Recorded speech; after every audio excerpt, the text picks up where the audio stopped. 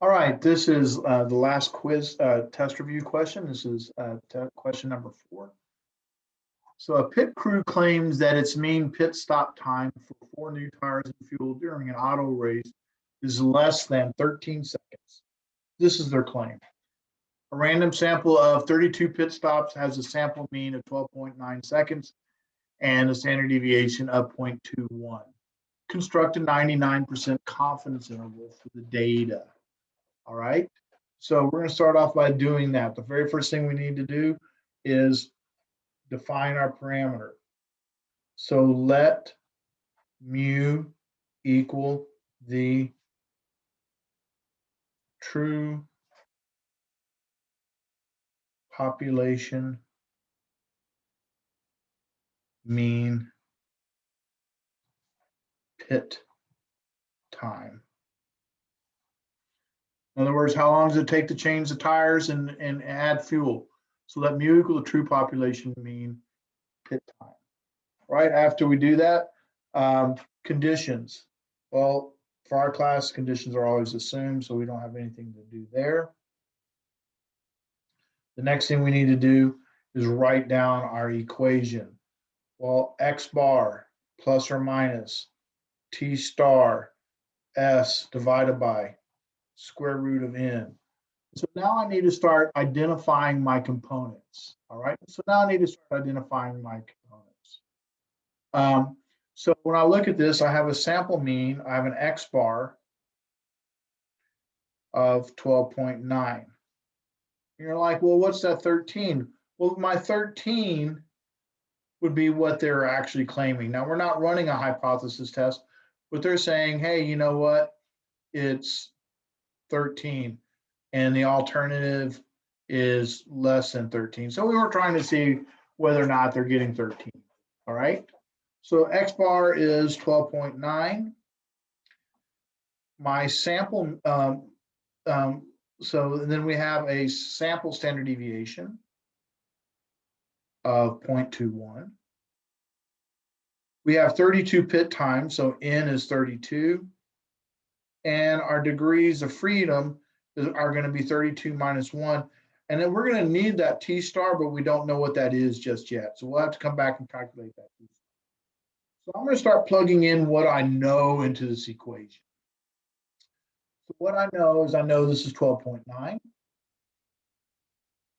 plus or minus. We know we're going to have to come back and get t star. We'll get that in just a second. And then we have 0.21 divided by the square root of 32. So let's go get t star. So here's how you get t star. Second vars, inverse t. And they're like, well, what type of interval did we want? We wanted a 99%, we want a 99% confidence interval. So my area is going to be parenthesis 1 minus 0.99, close parenthesis, divided by 2.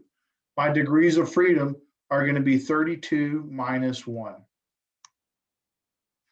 So this gives me, and remember, we're always going to make our t stars positive. So the t star is going to be 2.744.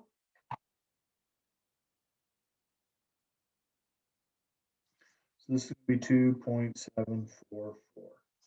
All right, now that we have that information, we can go ahead and run and create our interval. So stat test, drop down to number 8, t interval. And our x bar is 12.9. Our standard deviation is 0.21. Our sample size is 32, and our confidence level is 0.99. Oops, I don't think I got that right. Stat test, scroll all the way down to number 8. You may have to go to a different screen on yours, but number 8, t interval. Yep, I did not get a 0.99 there. I did not. So always make sure you have that right, 0.99. And I have an interval that's 12.798 to 13.002. So here's my interval, 12.798 to 13.002. And I'll just put that back on the screen so you can take a look at it. All right. Now that's my lower bound and this is my upper bound. So please remember every single value, anything in here, contained in here is a possible, is a reasonable answer. It's plausible. If it's outside of it, if it's below it or above it, not plausible. Okay.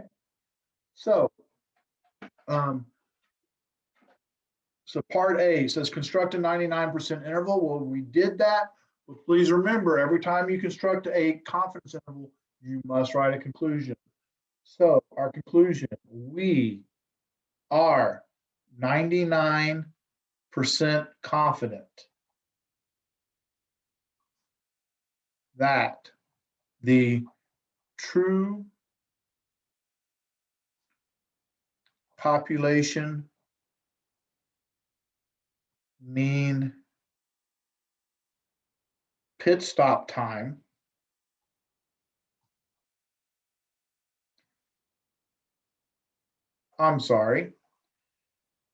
lies within the interval, lies within the interval. Well, what was our interval? 12.798 to 13.002. Okay, now we need to check something. Did they ask us to write about the confidence level? And they didn't. If they'd asked us to write about the confidence level, we would have had to say, in repeated sampling, we expect to capture the true population mean pit stop time 99% of the time. In other words, our method is so good, this method will capture it 99% of the time. We don't have to say that, okay? We just, because they didn't ask for it. So you only have to do the in repeated sampling if they ask for it. If you're not sure, you can always do it and it won't be wrong. But if they don't ask for it, you don't have to do it. So we've done the first part. We've done part A. Part B, based on the interval, what's the lowest plausible amount of time? All right. Well, the lowest plausible amount of time is 12.798 seconds. They may say they're faster than that, but we have no evidence to show it. They can't be faster than that. Or we're 99% confident that they're not faster than that. What is the highest plausible amount of time? I know what is the slowest? The slowest time is 13.002 seconds. All right. Now part D. So we've done part B and part C. Those were very fast. Based on the interval was constructed, can we say that the pit crew takes less than 13 seconds? And the answer is no. We cannot say no. So we're going to say no, we cannot say